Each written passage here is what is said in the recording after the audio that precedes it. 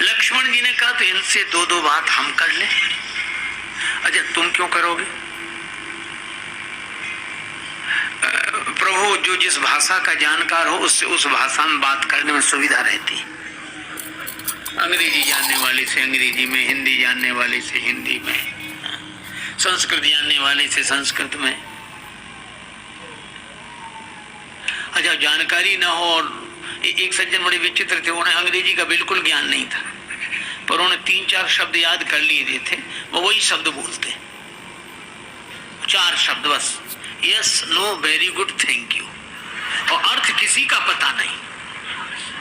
और गांव में अपना yes know very good thank you. अब जो नहीं समझते थे वो कहते बड़े योग्य आदमी है, जो समझते थे वो हंसते थे कि इनको 4 शब्द याद। एक बार ट्रेन में जा रहे थे, चोरी हो गई किसी की, उसकी अटैची खो गई। तो सबसे पूछ रहा था, भाई साहब आपने अटैची देखी? अटैची देखी।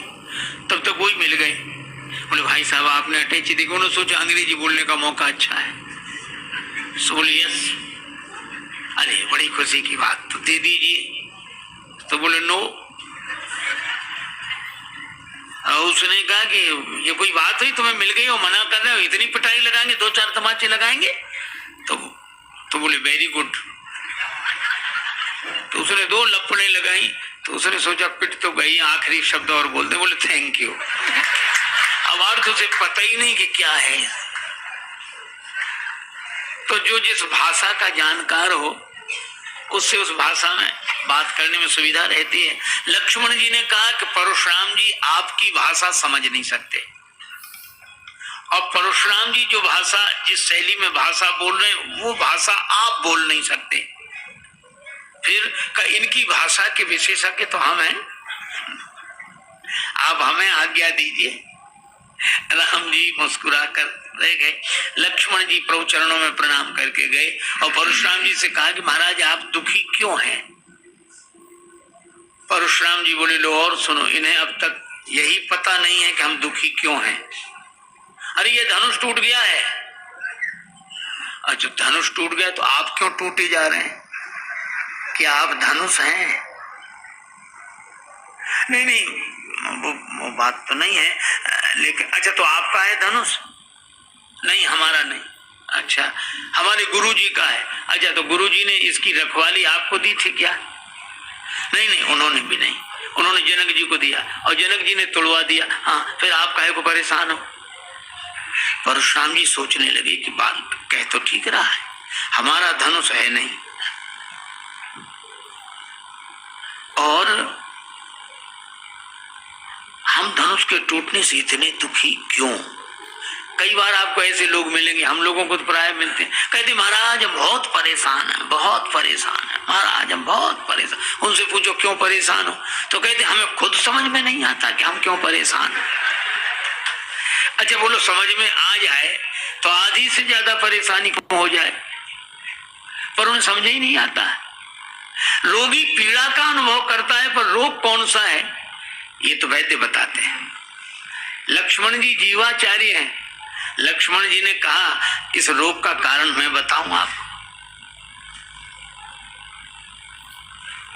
परशुराम जी ने कहा नहीं मैं धनुष टूटने से दुखी हुआ हूं। लक्ष्मण जी ने कहा हमने बचपन में बहुत से धनुष तोड़े, तब तो आप नाराज होते हुए आए नहीं, इसी धनुष पर क्यों? देखो बड़ा सुंदर संकेत है, इसको बोलते हैं आसक्ति। इसका नाम है आसक्ति। ये कभी भी आ सकती, कैसे भी आ सकती, कहीं से भी आ सकती, बल्कि आसानी से आ सकती, मुश्किल से जा सकती। ये ममता, इस धनुष से आपकी ममता है ना? अच्छा देखो हम लोग अखबार पढ़ते हैं सवेरे सवेरे, उसी समय जलपान करते हैं, चाय लेते हैं, 2-4 मित्र इकट्ठे होकर चाय पी रहे, अखबार पढ़ रहे, अरे ट्रेन दुर्घटना, कितने 50 आदमी मर गए। अरे ज्यादा मरे होंगे, अखबार में कम छापते हैं। अब 50 मर गए, कम छापते, ज्यादा मरे होंगे, कम से कम 100-200 आदमी मरे होंगे। आपने चाय नहीं ली, और 100-200 मर गए। अच्छा, दुख हुआ क्या कि थोड़ी देर मौन रहते या आंसू आ जाते? नहीं, तब तक अभी भूकंप आया तो उसमें हजारों मर गए थे कोई। अब बिस्कुट लो, हजारों मर गए, बिस्कुट ले लो। 200 बता रहे हैं, ज्यादा कम से कम 500 मरे होंगे, आप नमकीन लो, चाय लो। अच्छा बोलो, ऐसी बातें करते कि नहीं? हमें बिल्कुल ऐसे आराम से पढ़ते रहते हैं। अच्छा, वही आदमी आप सोचो, अगर अपना परिचित बेटा या कोई प्रियजन बीमार हो, अस्पताल ले गए हो, रात को बहुत दिन के 2 बज गए, पानी तक नहीं पिया, और कोई कहता अब डॉक्टरों ने कंट्रोल कर लिया, अब कोई खतरा नहीं है, अब ऐसे, अब आपने सवेरे से कुछ खाया पिया नहीं, कुछ खा लो, तो रो कर कहेंगे तुम्हें खाने पीने की पड़ी, हमें पानी पीने तक का मन नहीं है। पहले बताओ कैसे? 1000 मर गए तब कुछ नहीं, 500 मर गए तब कुछ नहीं, एक तो बीमार ही है, अभी कुछ नहीं हुआ उसे। यही हमारे मन की, हम फूल चुनने आए थे बागे हयात में और दामन को खाक जार में उलझा के रह गए।